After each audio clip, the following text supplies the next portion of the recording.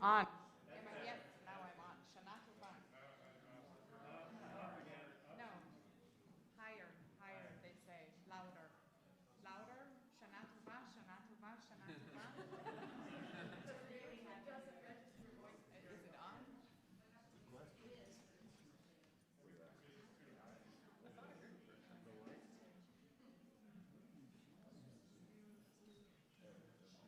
Am I on?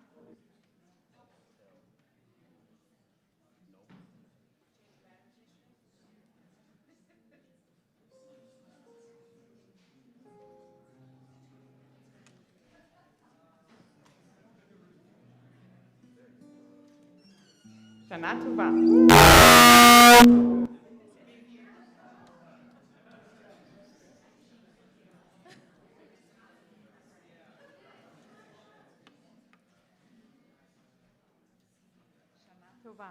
Shana Tova. Shana Tova. Shana Tova. Great. Now I can put it back in, so this is what we do now. So we are almost as many people as were here on Friday, which is a thing rabbis rarely ever get to say on a Rosh Hashanah evening. So Shana Tova, welcome to that space. On Friday night, we had an ufruf here, which is the Shabbat before two people get married. I don't see these two people right now, which is absolutely fine. I just want to give you a heads up. The bride cried all throughout the evening. I already cried today. So we're just going to see how many tears are flowing, which is a good thing. It's a good thing to be very emotional on the high holidays. So let me just begin by saying, may you all have a really, really, really good year. And I'm really happy to see so many known faces and some unknown faces. And I know some are watching on the screen. I also see some people whom I really know and love, but usually they don't come to synagogue. So I'm especially pleased to see these. And I'm also happy to know that there are a lot of people in the internet in their pajamas sitting in their living rooms, and Shana Tova to you too. And they actually get to eat dinner at a time that is normal for them, so that's not so bad. I promised our new security liaison, Lynn Rosen, that I will begin from now on every service by just stating a couple of pretty obvious things, but I want you to know about them. So first of all is you don't need to worry. We do have security in front of the door, guarded and armed for all the services throughout the high holidays until the end of Simchat Torah, which is the end of the festival season. So you can be safe and calm. Still, backpacks are not allowed in the sanctuary at no time.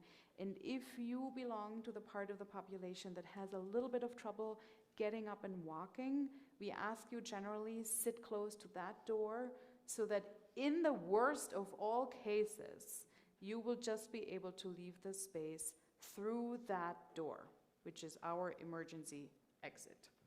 So may we never have a reason to start our holidays this way. And now that we did, let's just take a deep breath. We can.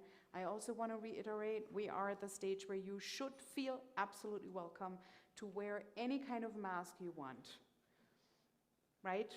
If you want to wear one, you're welcome. We are mask friendly.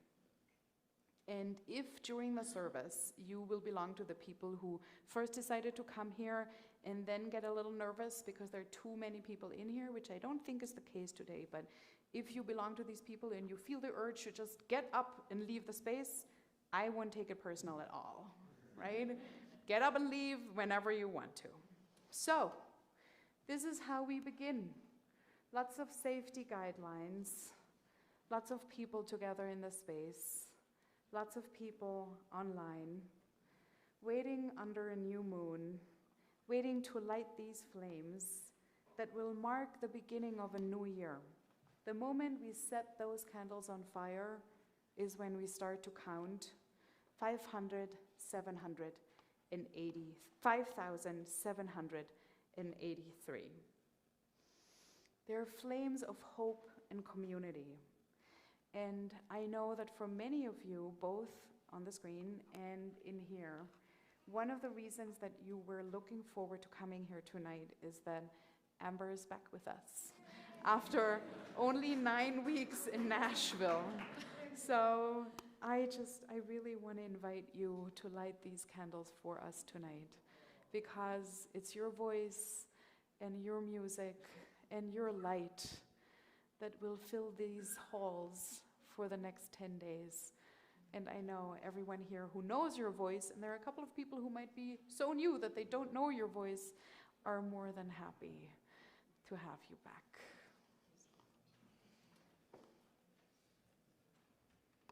We are on page 10.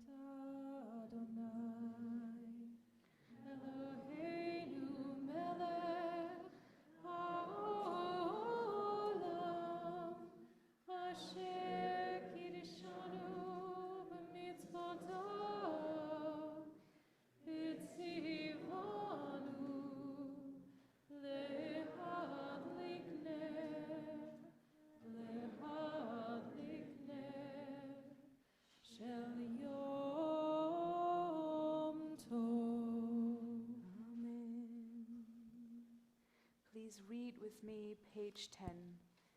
Creation's brightest light, the mystics say, was hidden at the dawn of time. But on this sacred night, this night of hope and joy, a glimmer of that light is here. In candles' flames, in children's eyes, in eyes aglow with wisdom's light. It shines in the faces of the ones we love, in grateful hearts, in tears of loss. It lives in memories of goodness and in our own desire to do right, to try again, to build anew, to ask forgiveness and make peace. We enter this new year and look upon the beauty of these lights. So may the days of awe renew the light within us. Page 11, Shehechianu.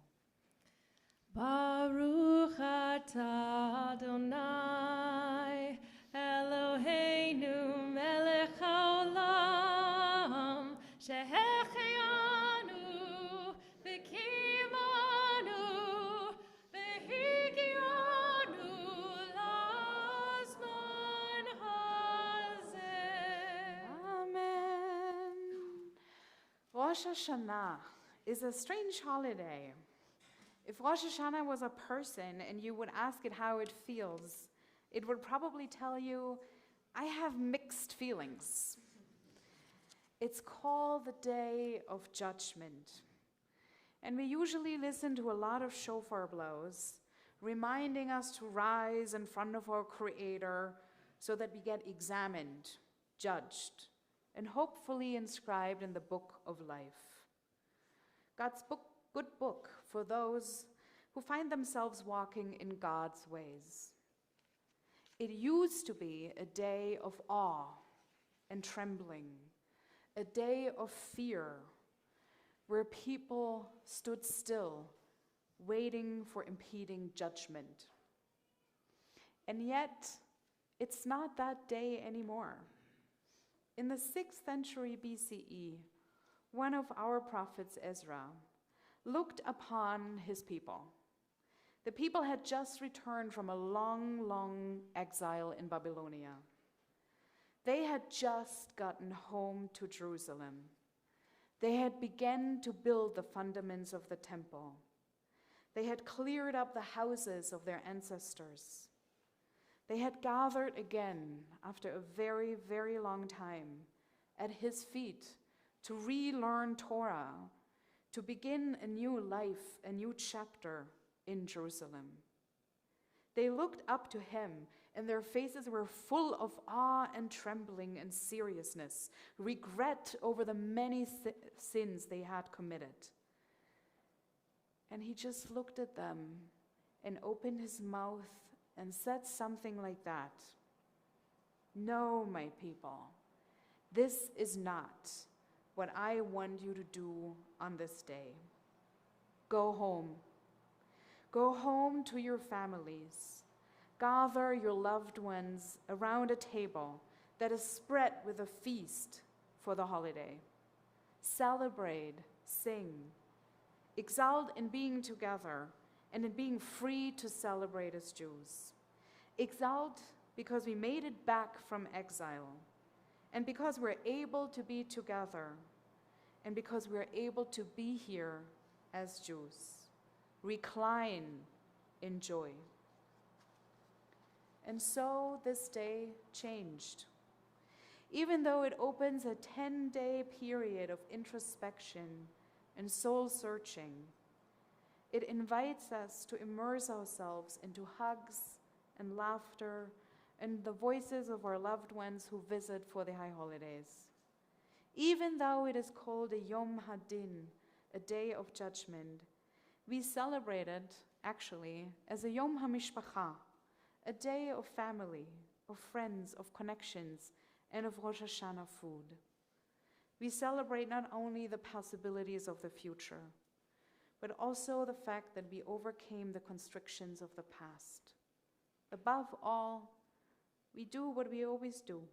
We celebrate resilience and our very ability to celebrate no matter what. So today, it's a good moment to look at each other with gratitude. Some of you might have come here by yourself. In all likelihood, you came here because you have friends here. Some of you might have come with cars packed of people. Look at them for a second. It's the gratitude for being here. Good job. I see you looking at each other. That's good. Gratitude for being together. Gratitude for having a Rosh Hashanah dinner, home-cooked or bought.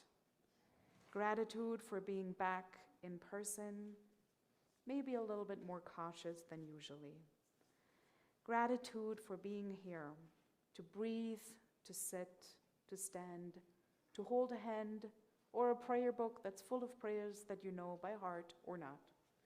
And so we say together again the Shehechianu to begin this moment. Baruch atah Adonai Eloheinu melech haolam Shehechianu v'kiyemanu v'higianu lazman hazeh. We are on page 19. It's a custom in the Reform movement to begin the year with yet another blessing. Our God and God of our ancestors, may we know your blessings in the year 5783. Eternal One, bless us and the whole house of Israel with renewed life, happiness and peace, comfort and courage, resilience and strength. May the words of our heart be acceptable to you in the new year that stretches before us. We are forever grateful for the gift of life. There are a few lines in the Jewish prayer book that are better known than the Shema. Framed by blessings and introduced with a call to prayer, the Baruch Hu, the Shema sits at the core of morning and evening services like a jewel in its setting. And yet we learn from the rabbis that Moses heard this beautiful prayer from the angels, and Moses himself taught it to Israel. We dare not say it aloud completely because we are sinful and therefore unworthy of using an angelic formula. On Yom Kippur, however, when Israel elevates itself to the sin-free level of angels, we do proclaim it loudly. So as we're beginning the evening service with Baruch Hu and Shema, think about it as the prayer of angels. Today, as we begin to envision the process of emptying ourselves from busy clutter, of cleansing ourselves from greed, jealousy, and hardness, we still do not say it completely aloud. And yet, as we move through those familiar lines, we might catch a glimpse of their absolute majesty. Those lines, simple and familiar, are the lines with which our people take their last breaths. Those are the lines parents whisper into the ears of their newborn babies. Those are the lines that let you to know that you're home. Listen, Israel, listen. There are angels standing among us, and they listen too. Page 20, please rise if you're able for the Baruch Hu.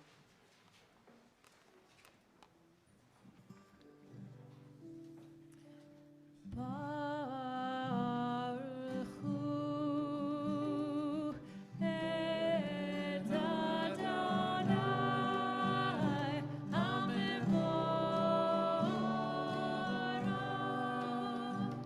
Baruch Adonai HaMevorach le'olam va'ed.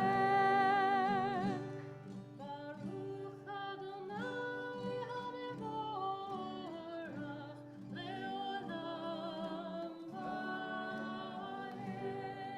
Please be seated. Read with me on page 22. Blessed are you, Adonai.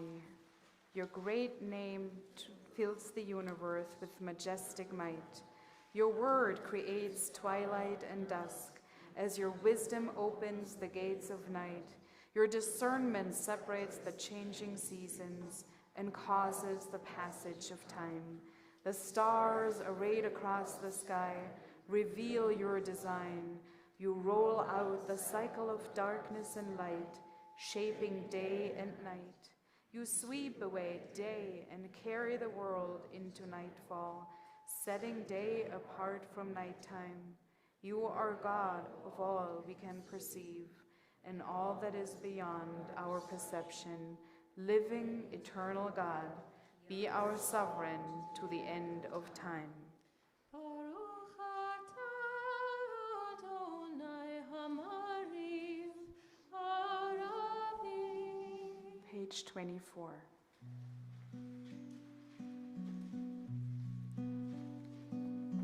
Ahavat olam, Ahavat olam, Ahavat olam, Ahavat olam, Ahavat olam, Ahavat olam, Ahavtanu,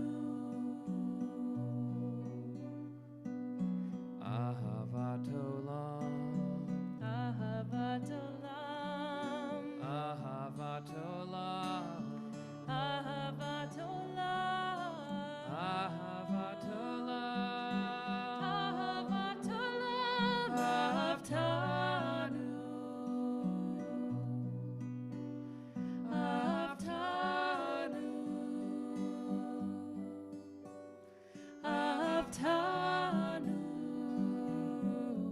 Adonai Eloheinu. How deeply you have loved us. How deeply you have loved us. How deeply you have loved us. Adonai Eloheinu. How deeply you have loved us. How deeply you have loved us. How deeply you have loved us. Adonai Eloheinu. Ahavat olam, Ahavat olam, Ahavat olam, Ahavat olam, Ahavat olam, Ahavat olam, Ahavtanu, Ahavat olam, Ahavat olam, Ahavat olam, Ahavat olam, Ahavat olam, Ahavat olam, Ahavtanu, Ahavtanu, Ahavtanu, Adonai Eloheinu. Baruch atah Adonai, Ohev Amo Yisrael. 26th. Shema Yisrael, Adonai Eloheinu, Adonai Echad. Baruch Shem Kevod, Malchuto Leolam Va'ed. 28. ואהבת את אדוני אלוהיך בכל לבבך ובכל נפשך ובכל מאודך, והיו הדברים האלה אשר אנוכי מצווך היום על לבביך, ושיננתם לבניך ודיברת בם, בשבתך בביתך, ובלכתך בדרך, ובשכבך ובקומך, ובשרתם לאות על ידיך, והיו לטוטפות בין עיניך, וכתבתם על מזוזות ביתך ובישעריך. 30. למען תזכרו ועשיתם את כל מצוותיי, והייתם קדושים לאלוהיהם. אני אדוני אלוהיכם, אשר הוצאתי אתכם בארץ מצרים, להיות לכם לאלוהים. אני אדוני אלוהיכם. Adonai Elohechem Emet. Please read with me on page 33. To break the bonds of anger, to be generous of heart, to break the bonds of shame, to live with self-respect, to break the bonds of envy, to serve one another in joy, to break the bonds of boredom, to be attentive to all God's gifts, to break the bonds of fear, to live with courage and strength, to untie the knots of betrayal, to love with fullness of being, to break the bonds of loneliness, to receive a hand of hope, to break the bonds of self-centeredness, to extend a hand of help. Release from the darkness, our people found their freedom at the sea, and we pray for liberation at the dawning of this year. Page 34, Micha Mocha. Ya lai lai lai la la la la la la. Ya lai lai lai lai la la la la. Ya lai lai lai lai la la la la la la. Ya lai lai la la la la la. Mi chamocha va'elim Adonai, mi chamocha ne'edav hakodesh.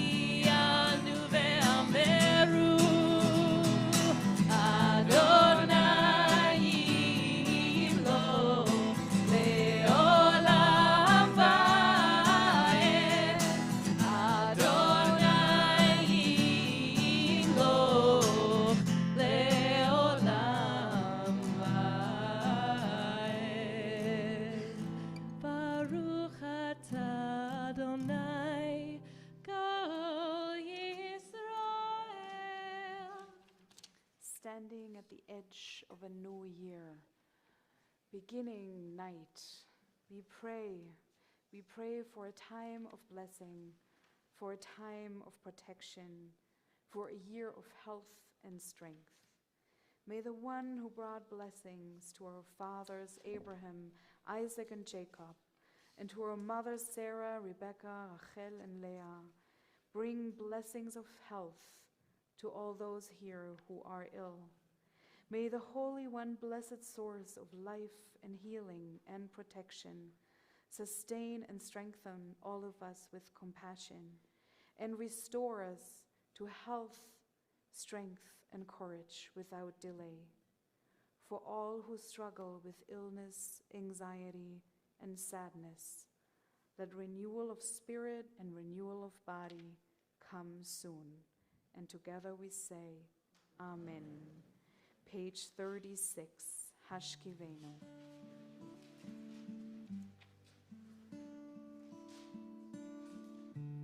Hashkivenu Adonai, Eloheinu l'shalom,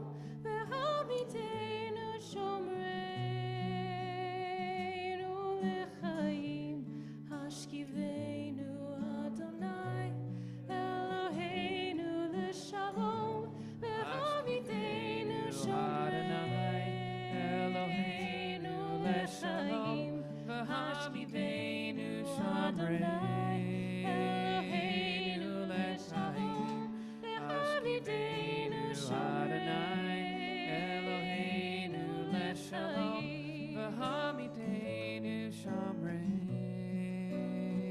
Nu Lechaim.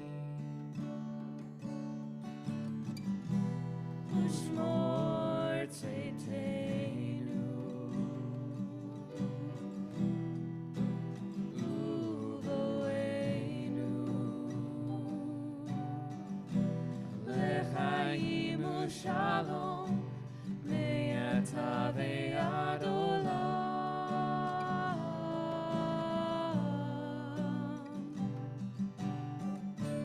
Ashkivenu Adonai, Eloheinu l'shalom, Ashkivenu ve'hamidenu Adonai, Eloheinu Leshalom, Ashkivenu Adonai, Shamrei, Eloheinu l'shalom, ve'hamidenu shomrei, Eloheinu l'chaim.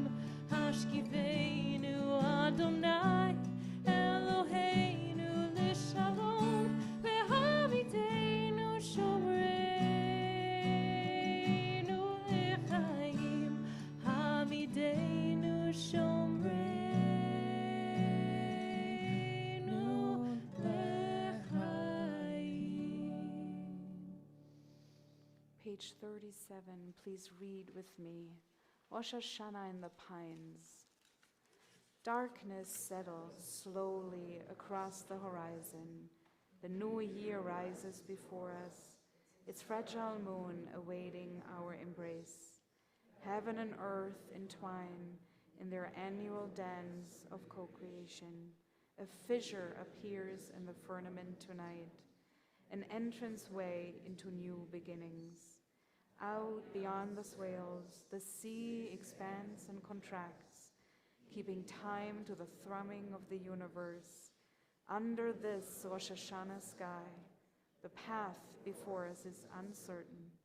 All we can do is to hold each other tight as we make our way home. Page 245 for the Mishaberach. 245.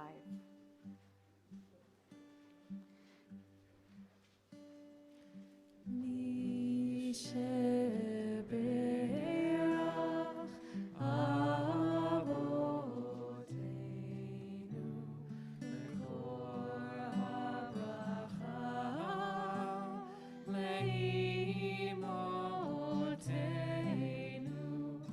May the source of strength, who blessed the ones before us, help us find the courage to make our lives a blessing, and let us say Amen.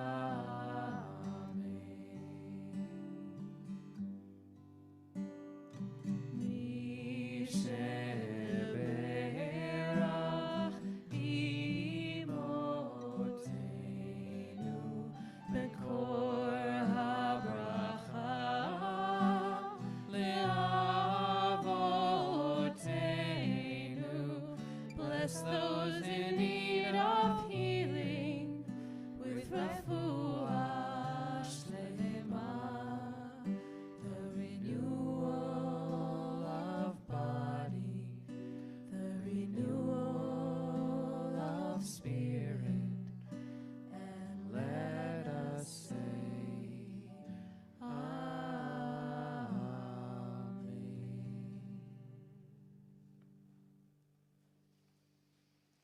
So I hope you had some time to settle in and gather yourself. This is usually when I crack a stupid joke about Bruce Jacobs. Now, take a deep breath, the sermon is coming. Bruce is not here. I hope for his own sake he's watching on Livestream. I don't know, who knows. Anyways, so, Shana Tova. Shana Tova, friends. I'm really happy to be with all of you here today, and I'm going to talk more about that happiness tomorrow. For tonight, I want to talk about something else. A year ago, when we lit candles, we lit not 2, but 3. And I told you 1 year ago that the third one was for the Shemitah year. The Shemitah year, I told you back then, is a year of assessment when we do not try to improve, fix, grow, or repair anything.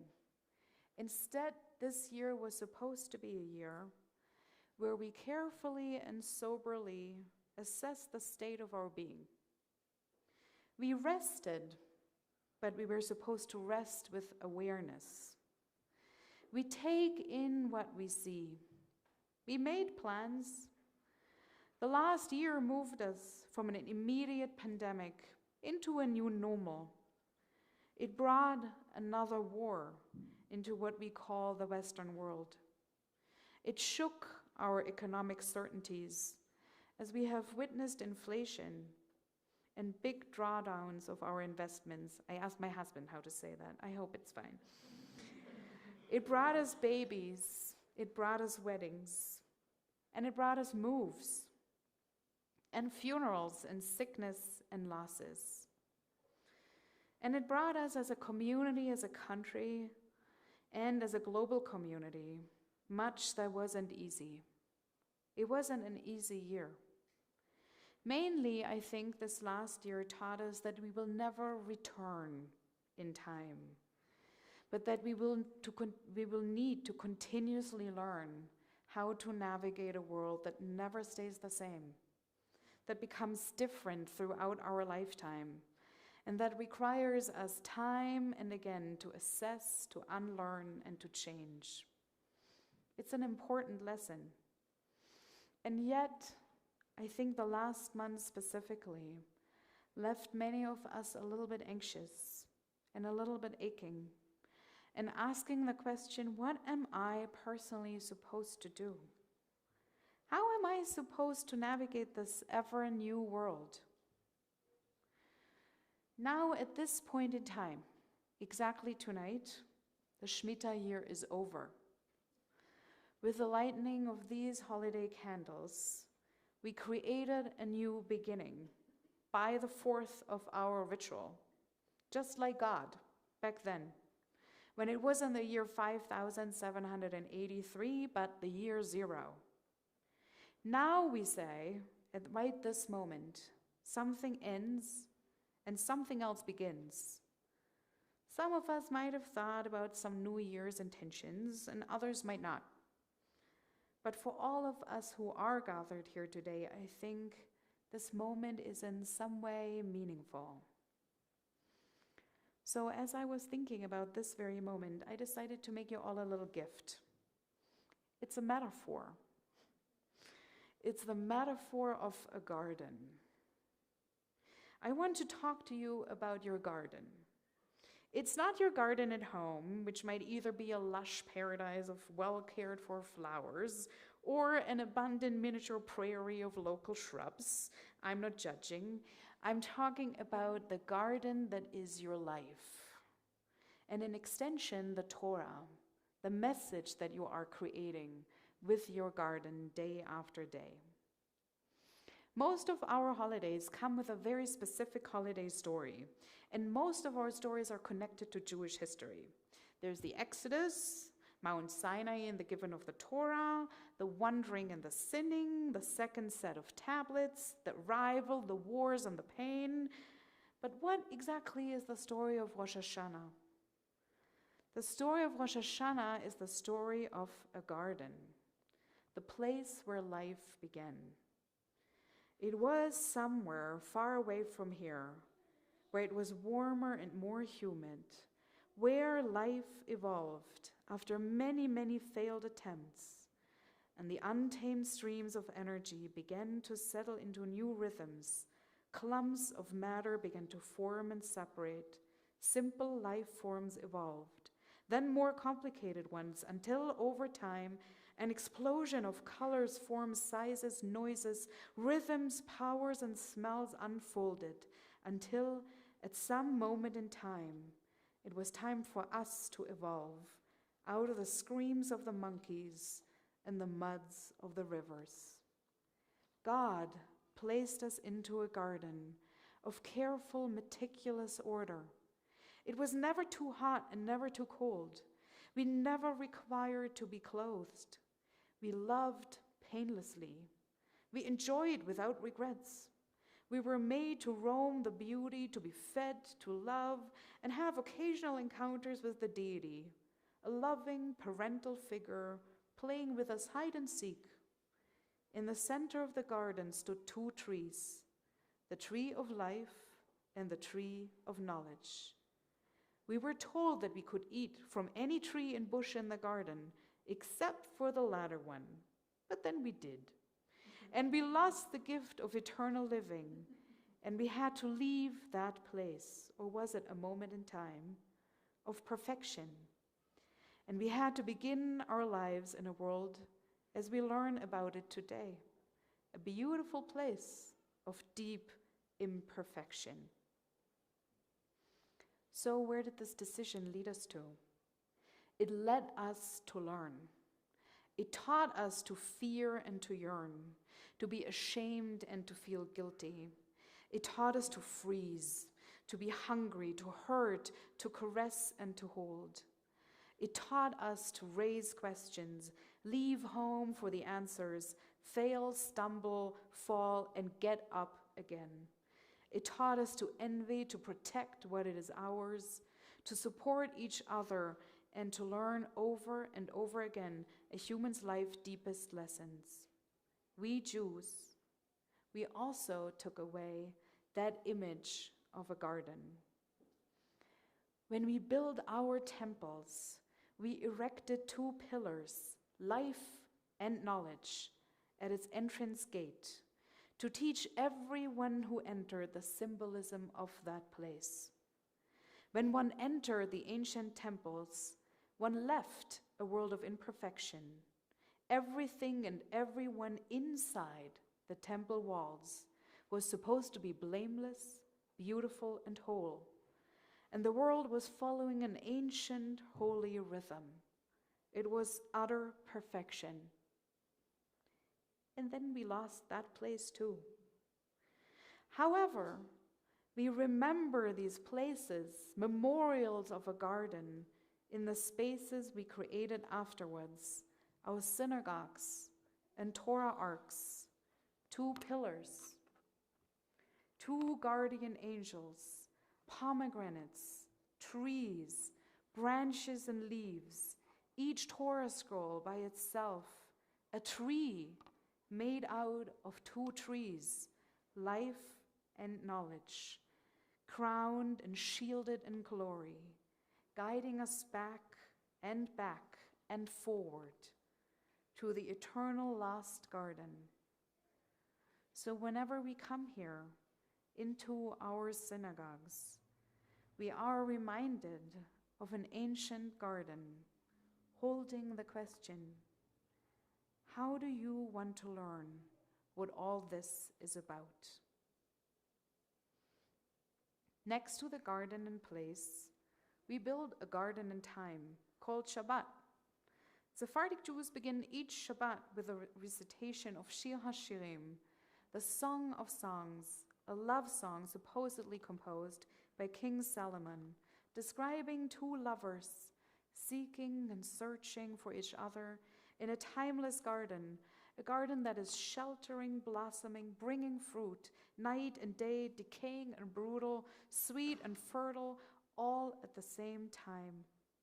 The two lovers the rabbis taught us are God and us, looking for each other, missing each other, reminding each other of our mutual love, calling out to each other, finding each other, resting with each other, and then losing each other again. This garden, we understand, is our garden.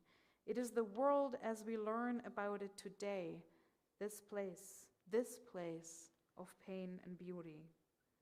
So every time we light 2 candles, we are reminded of the 2 trees in the garden.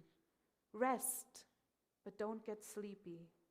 Rest with your eyes wide open. Enter the garden. Look for the lover. Are you ready to see and hear and learn? And then the rabbis gave us a map. They gave us a map for this garden that is our world. This map, unfortunately, doesn't contain pathways. And also, it doesn't contain peaks for your checklist on where you have to go before you're 30 or 80 or whatever. Instead, it contains a teaching on how to walk. There are 4 ways, 4 different ways to walk. And no single one is forbidden. And no single one is the best. The question is simply, which one is yours? And that answer might change through your lifetime. It is that simple. And everything that is that simple comes with a rabbinic teaching. Some of you might have heard of a 4-letter word in Hebrew, pardes, Pei Resh Dalet Samech. And it means garden or paradise. I think most of you heard that. The rabbis tell us that there are 4 different ways to walk in a garden. The first one is the one who will ask for very clear rules and instructions. What do I need to achieve? How and when am I supposed to get married? How am I to greet my neighbor? How are we to punish someone who did so unintentionally? Great wisdom is achieved in asking the question about the right thing to do. The parts of the garden are geometric. Symmetric beds and bushes dominate their views. The second one is the one who will ask continuously, what are we to learn from all this? This one is not great with details, but good for the bigger picture. They will continue to question. They know how to read. With their bird's eye view, they might be arrogant and annoying, but they help us to rewrite our stories, change our paradigms, and redraw our maps. Great wisdom is achieved when one asks big questions. They are the masters of the grand trees, the hills and streams in the garden. They draw the very maps, and they can guide us through the wilderness. 3. There is the one who will never be satisfied with the borders of the garden. They continuously ask for expansions, enlargements, and more. They are hungry. They roam the garden for fruit and edibles. They chop down some trees. They burn down some growth. They decide when it is time to abandon a part of the garden. They open up new parts. Sometimes they destroy. They're not evil, but they hold great power. And without them, we would have no stories to tell. Great wisdom is achieved if one never stops cutting and burning away all that is not essential. And then there is the 4th way of walking. There is the one who is in hiding. Theirs are the places in the shadow, the hidden groves and grottos, the dark lakes and wintry nights. They leave no visible traces. Few historians mention their names. They are the vessels of all our stories. They sing with the stars. They walk with God. They sometimes get to heal a plant, erect a broken flower, but mostly they listen to the times and seasons changing, ever changing, and they know how to hug. Theirs is the word, enough. And one, great wisdom is sometimes with the ones who dwell with the secrets. The rabbi's map does not tell us what to do or when to do it.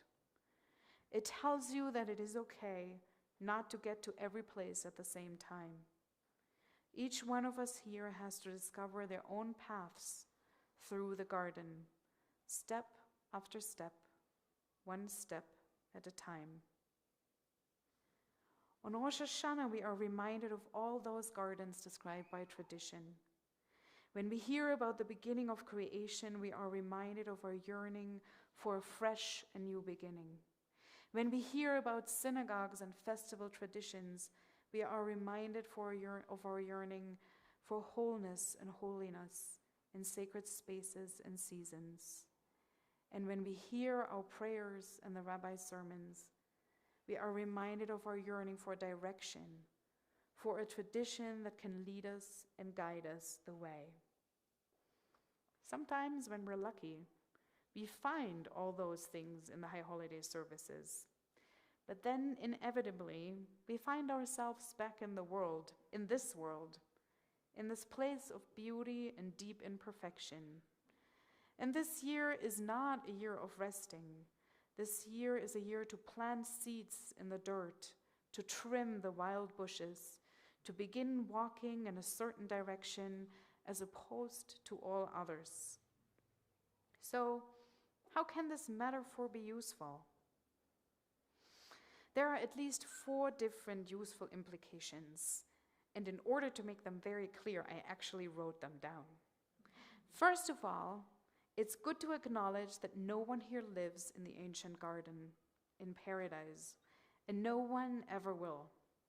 Our world is often good enough, but sometimes it isn't, and it never is perfect. So often, this notion fills us with anger. We say why and why cannot, and we even lie to ourselves and tell ourselves that in the past it used to be better, when we clearly know that it never was better. Our world is beautiful and deeply imperfect, and it always was, and it forever will be. The question for each one of us is simply, how do I live in this broken garden? And then secondly, it is good to acknowledge that none of us can walk in 4 different directions and 4 different walks at the same time. There's a limit to our ability to be shapeshifters. Some of us will grow increasingly certain and knowledgeable over our lifetimes, and some of us are simply restless souls, driven more by questions than by answers. Some will amass great wealth and powers. Some of us harvest only fruits invisible to the eye. There's no teaching and no action that would be right and essential for every single one of us at the same time. The question for each of us is simply, how do I live in this broken garden? Then the image of yourself roaming a garden puts perspective and scale to the value of life. The spans of our lives are limited. We're placed in a garden. We learn our part of it. We figure out how to walk it. We're supposed to enjoy the walk, the beauty and the learning. Ultimately, we cannot break it. We might change it forever, and it would be good to preserve it, but it is not our garden, and the truth is that we're only here to visit. We are taught by our tradition that our time in this garden is a time in between, a time of learning for our souls, but not our ultimate destiny. The question for each one of us is simply, how do I live in a broken garden? And the 4th implication is maybe the most important one. Rabbi Tarfon in the 2nd century said, "The day is short and the work is plentiful. It's not our duty to finish the work, but neither are we at liberty to neglect it." As Jews, we are told by tradition that none of us here will achieve complete shalom, peace, and shlemut perfection in this world. The task of our lives is to learn, but never to accomplish absolute wisdom, to roam the garden, but to never completely unite with the one that we're seeking, to increase beauty, but never to achieve our goal, to keep on expanding, but at the same time to lose. As Jews, We don't even have a choice anymore. We already made it back in the garden. All we can do now is to be keen and forceful in our learning, to enjoy our gifts with humility and gratitude, to support each other when we're stumbling, and to never give up, no matter how thorny and windy our roads. This year, may you find roses and lilies grown in your garden. May you plant apple trees and vineyards to bear fruit in the year to come. This is the year number 1 of the current Shemitah cycle, a true beginning of learning to care for and tend to the garden that is this world, that is your life. Shana Tova.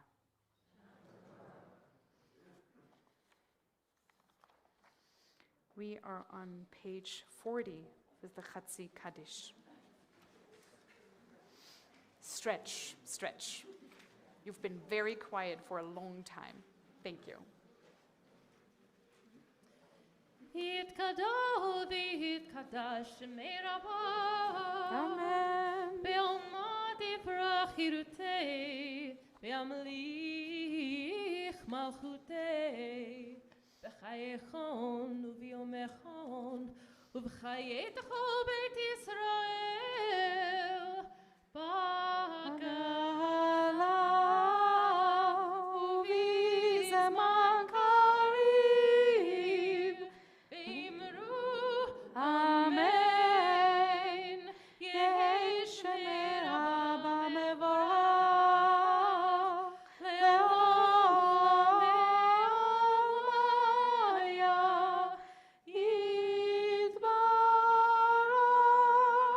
יתברך וישתבח ויתפאר ויתרומם ויתנשא ויתהדר ויתעלה ויתהלל שמי דקודשה בריחו לילה ולעילה מכל ברכתה ושירתה תושבחתה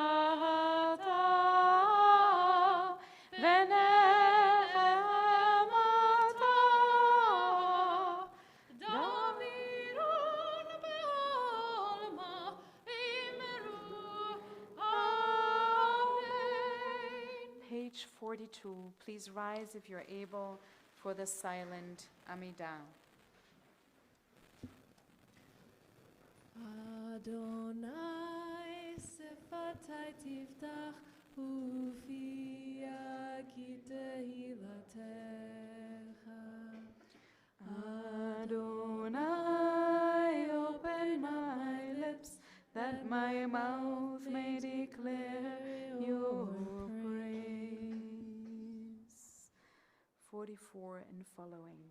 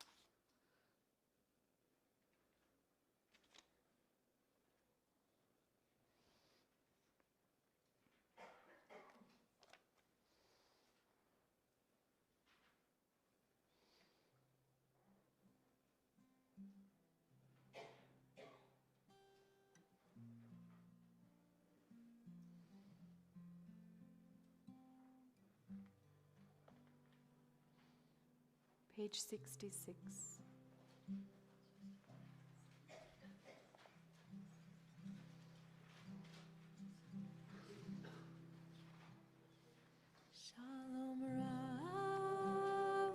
ישראל עמך תשים לעולם.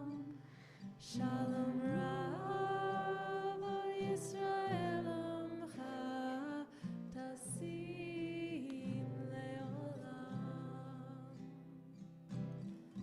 כי אתה הוא מלך אדון לכל השלום. כי אתה הוא מלך אדון לכל השלום. שלום רב על ישראל עמך תשים לעולם. שלום רב על ישראל עמך תשים לעולם. בטוב בעיניך לברך את עמך ישראל בכל עת ובכל שעה בשלומך. שלום רב על ישראל עמך תשים לעולם. שלום רב על ישראל עמך תשים לעולם. תשים לעולם. תשים לעולם. בספר חיים ברכה ושלום. Still 66. ופרנסה טובה. ניזכר וניכתב לפניך.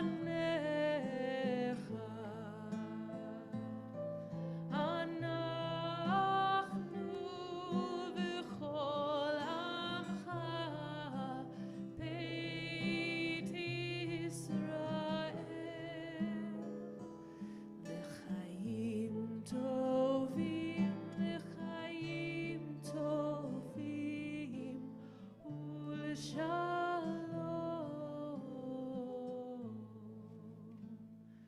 ברוך אתה אדוני עושה השלום. If you're getting tired or dizzy, you're invited to sit down, and if not, stay standing. Every year is a year of renewed efforts.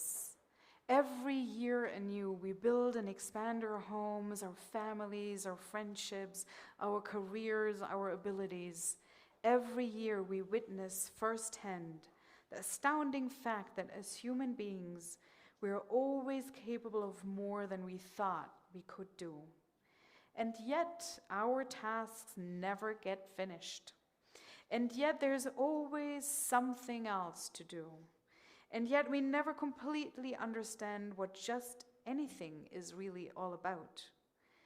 And it is to this certainty, the only certainty that we have in this world, that we can never be too certain in the face of its mysteries, that our tradition invites us to rise up. Rise, stand. Rise because there is something bigger than us in this space, in this very moment. Look at our broken, miraculous beauty. Surrender to the knowledge that we will never fully know. Acknowledge that there always has been a tacit feeling of being called home, that we walk towards it all throughout our lives, to greet what is right and wholesome and to arrive home.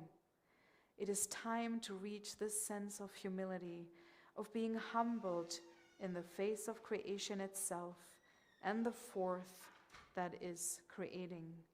Avinu Malkeinu, our God, beyond everything. Page 74.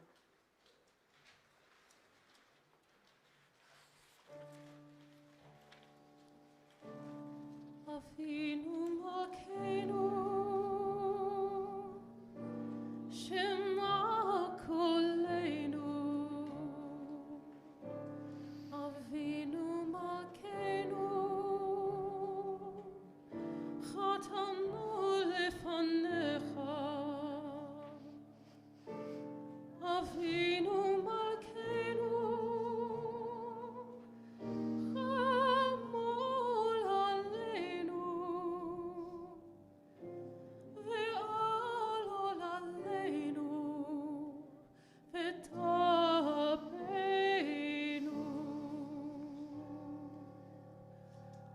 Avinu Malkeinu, kol etever, v'cherev v'ra'ab, me'aleinu. Avinu Malkeinu, kol echol tzar, umastin, me'aleinu. Avinu Malkeinu, Avinu Malkeinu, kotvenu besefer chaim tovim.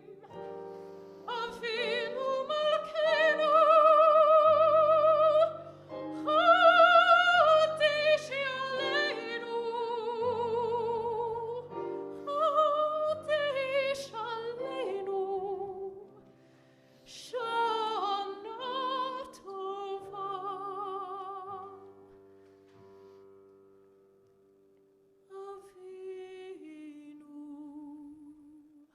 Avinu Malkeinu,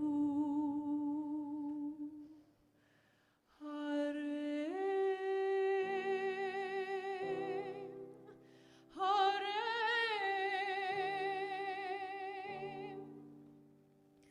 Keren,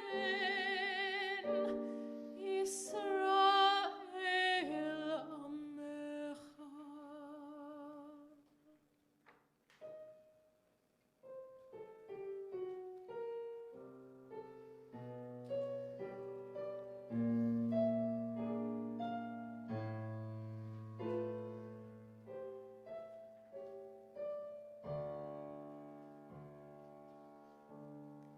Avinu Malkeinu, Chanenu v'anenu, ki ein banu masim, asei banu, asei banu, tzedaka v'chesed v'hoshienu.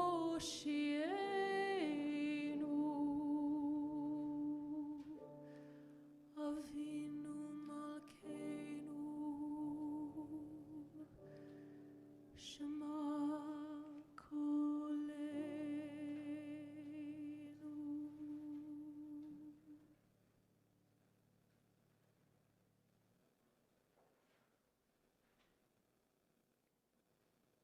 Page 15.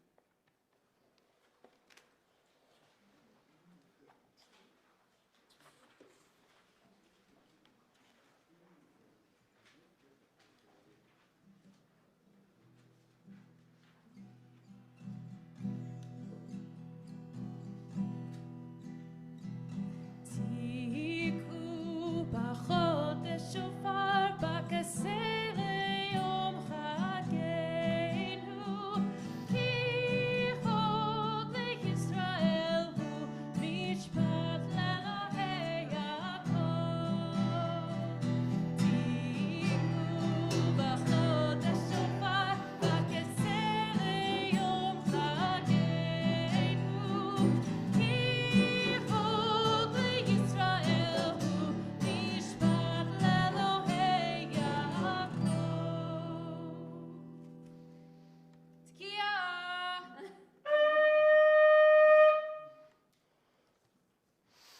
At the new moon, as the full moon, for our feast day, sound the shofar, for that is the law of Israel, the way of the God of Jacob.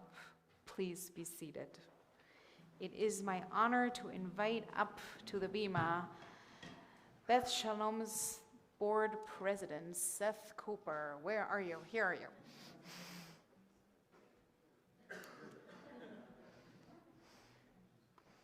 You get a microphone. Nice. Yes. Shana Tova, everybody.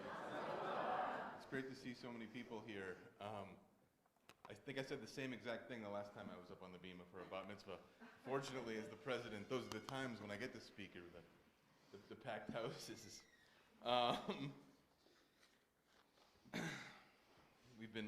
Seem to have been filling this place up a lot lately. It's nice, and it's something we hope to continue. Also mention, we've got even more people joining on YouTube. When I checked, there were about 15. Maybe there's even more now.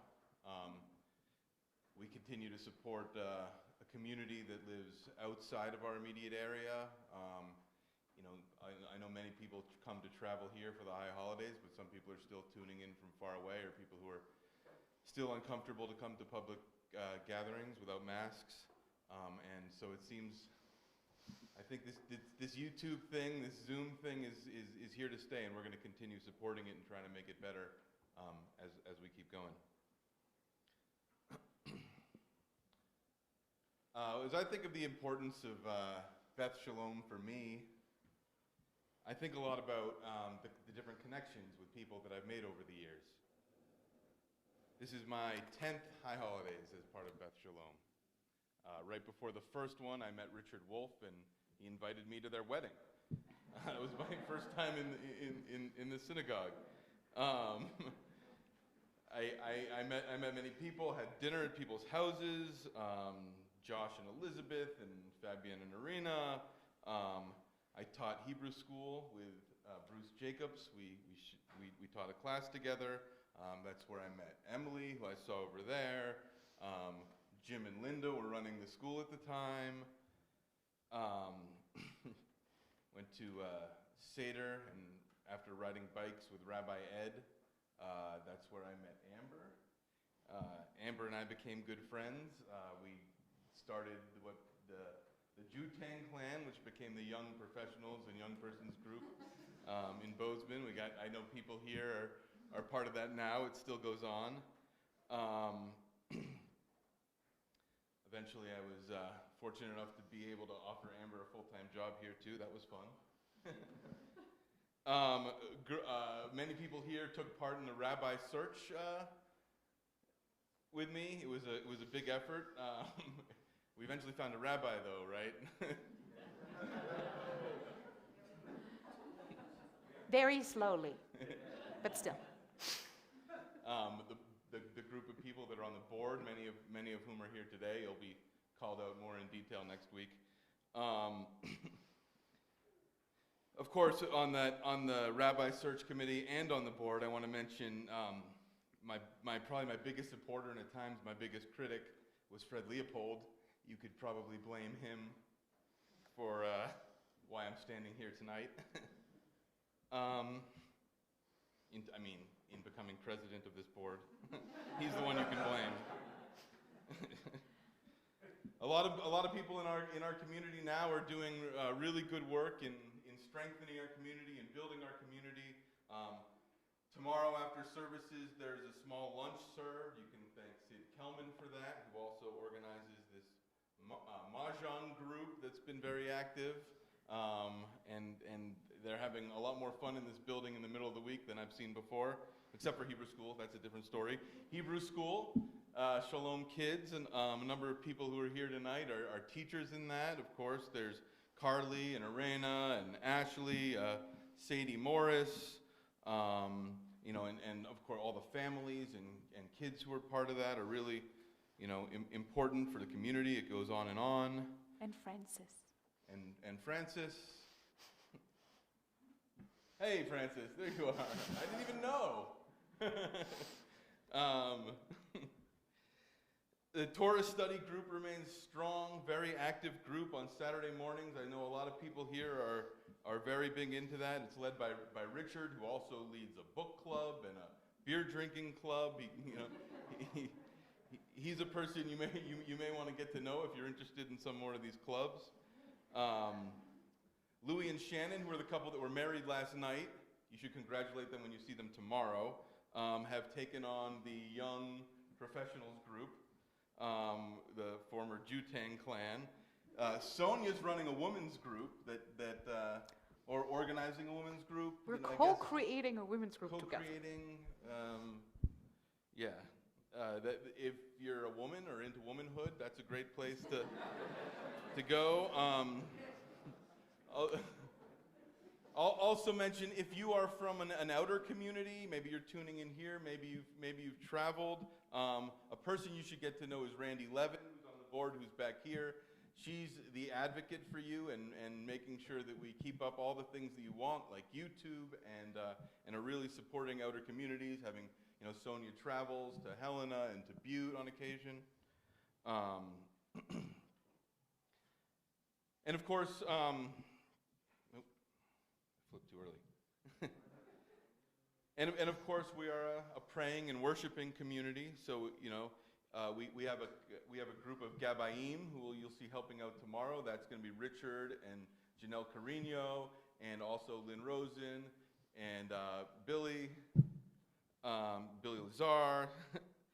And I guess I'll also mention as part of that Lynn has taken on a role of protecting us and making sure we are secure in our space during our services, and that's a very important piece of that. And if you're interested in that and helping out with that, you should talk to her. Of course, we welcome Amber back as a musician, leading this great group that we've come to know. We've got Kyle and Lori and Stormy, and just really doing a wonderful job with our prayer community. It's hard to imagine that a year ago was our first High Holidays with Sonia. Seems like we've been with her so long. That was the first time we really got to know you on the Bema. And it's been a wonderful journey, and we look forward to many more High Holidays. Earlier this year. Oh, I had that written down too. I totally had that written down. I'm sorry. And Sharon over there, Sharon Toll, who leads the caring committee, which has been doing wonderful work and is definitely a much needed addition. Dork. Sorry, that was my duty when I wasn't on the Bema.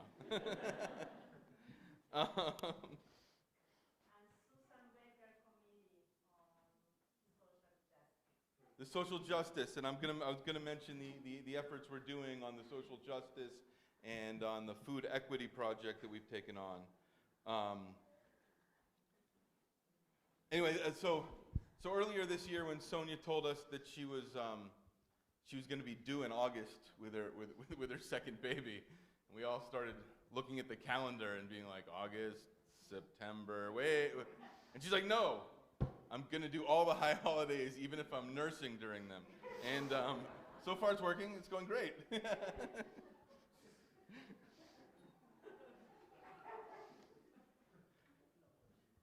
But she's led us through a year full of holidays. I think about 4 bar b'nai mitzvah, 4 or 5, something like that. A few weddings here and there. One last night, leading the food equity project. Another thing we did this year that you may hear more about is we hosted an overnight camp for 4 days and 3 nights, Camp Yala, Montana, which had kids from all over the state. Some of you are here tonight, right? We got any Yalas? I don't know. I see one. I thought I saw another one walk in earlier. I see some counselors as well. That was nicely funded by a grant from the Jim Joseph Foundation, but we hope to continue that and look forward to doing that. It's a great thing we did to unite the youth from across the state of Montana. I guess the reason I'm mentioning all this stuff is that what I want to wrap up by saying is to become an active part of our community. It's nice to see such a full house tonight and see people who come out for the high holidays, but to get the most out of Beth Shalom, become part of the community, become part of who we become and who we are. So there's some things we could do. Everybody here is a member, but become an official affiliate if you aren't already. Just fill out a form, let us know who you are, so that you can get all our mailings and newsletters.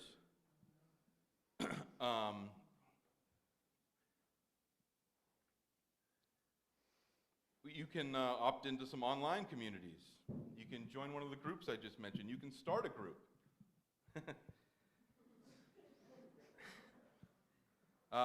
The board recently voted to make all our board meetings open to anyone who wants to join and to make public all agendas a week ahead of time and our minutes. So if there's something you're interested in that's being discussed, come to a board meeting. If you're new here and you're not sure where to begin and you don't know what to do, there's one person you really need to get to meet, and that's Brandon Brown, who's in back right there. By the way, he just got engaged on Friday. His fiancee's right next to him. Her parents are right over there, too. You can congratulate them tonight. We have all been waiting.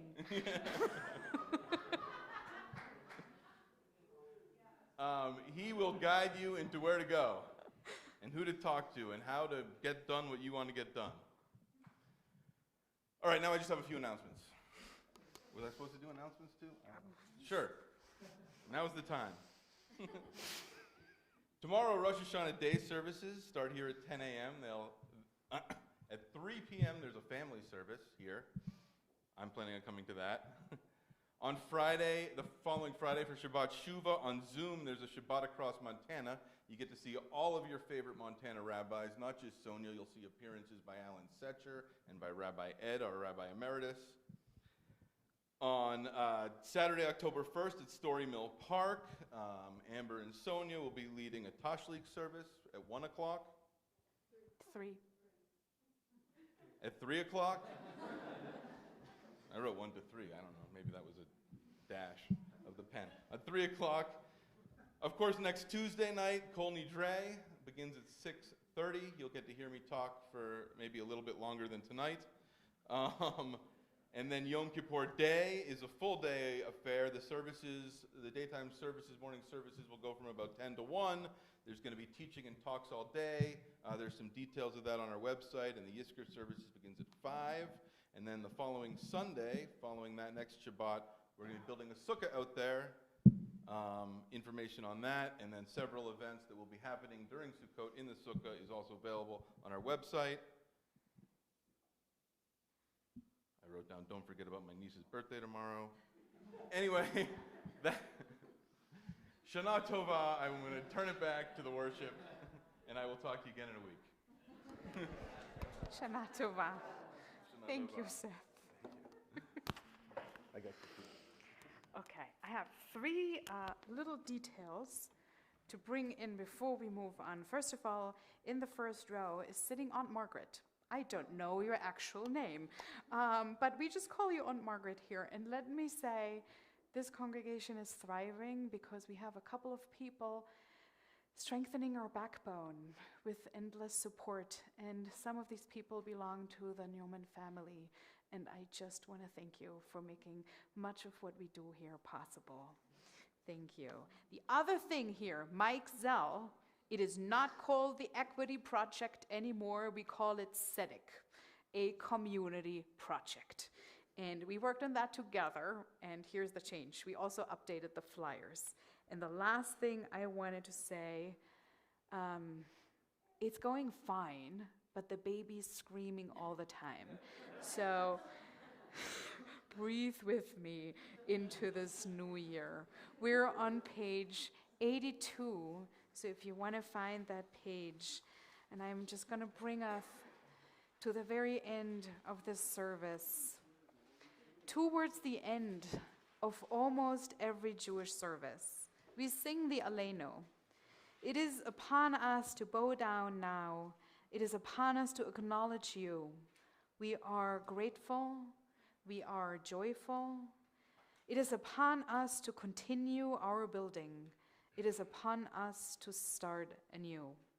It is upon us to make the world better It is upon us to never let anything be greater than you. On us, on us, on us, on all of us together. Page 82, please rise.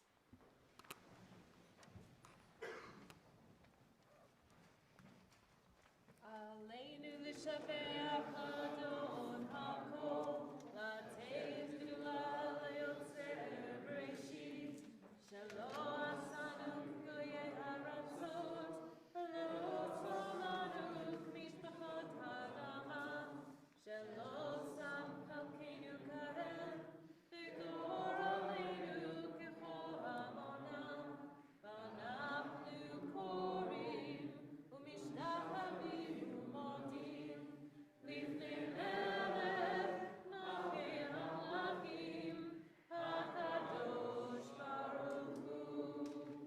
V'ne'emar, v'haya Adonai 84. Melech al kol haaretz, vayom hahu, yeh Adonai echad, u'shmo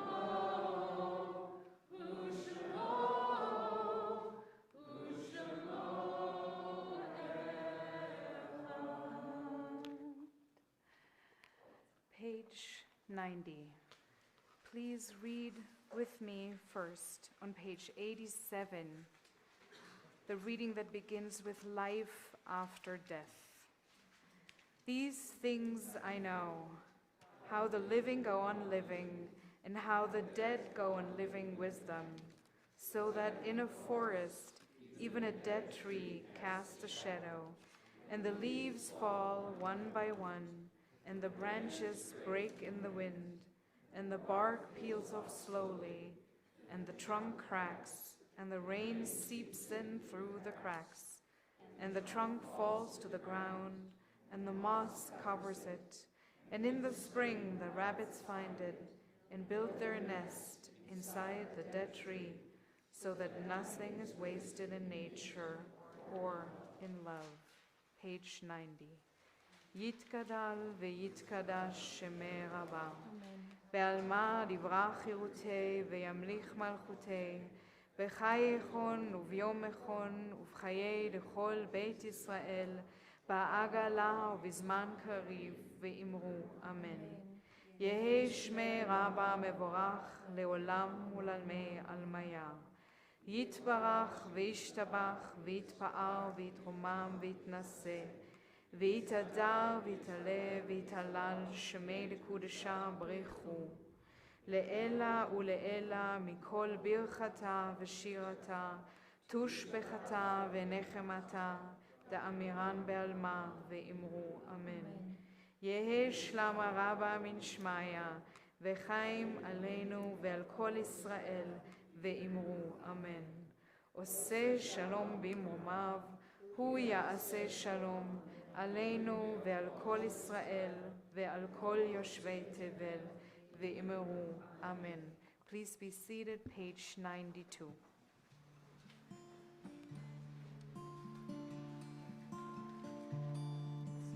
אחת שאלתי מאת אדוני, אותה אבקש. אחת שאלתי מאת אדוני, אותה אבקש. שבתי בבית אדוני כל ימי חיי, לחזות בנועם בנועם אדוני, ולבקר בחיו. לחזות בנועם בנועם אדוני, ולבקר בחיו.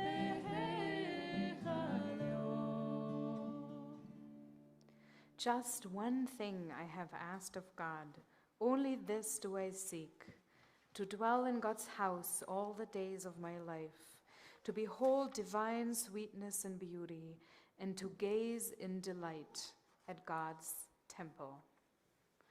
When Ezra and Nehemiah called the Jews to the ruins of the former temple, they erected a wooden platform. They brought out the Torahs and they started to read to the people, women and children, widows and orphans, elderly and sick. They all listened and they all learned. They were there together, learning some Torah, reclaiming and relearning what was theirs from the beginning. Today is this day of renewed commitment to this earth, to this community, to our families, to ourselves, maybe also to our God. To all of these, to ourselves, I want to say, let's do this together. One more year, and as Seth said, many, many, many more years, and one more round, l'chaim, for the sake of life. Page 96, Yigdal.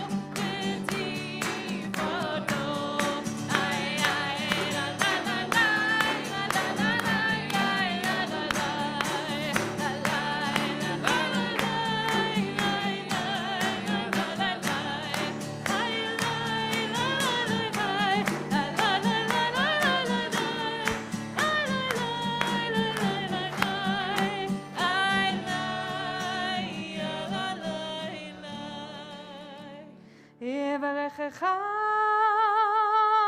אדוני וישמרך, יאר אדוני פניו אליך ויחונקה, יישא אדוני פניו אליך וישם לך Shalom. Page 99. Our God and God of our ancestors, eternal God of all generations, may your presence in our lives this new year renew our spirits and renew our strength. May it be a good year. May it be a sweet year. Leshana tova tikatevu v'techatemu. Leshana tova tikatevu, Leshana tova tikatevu, tikatevu, tikatevu.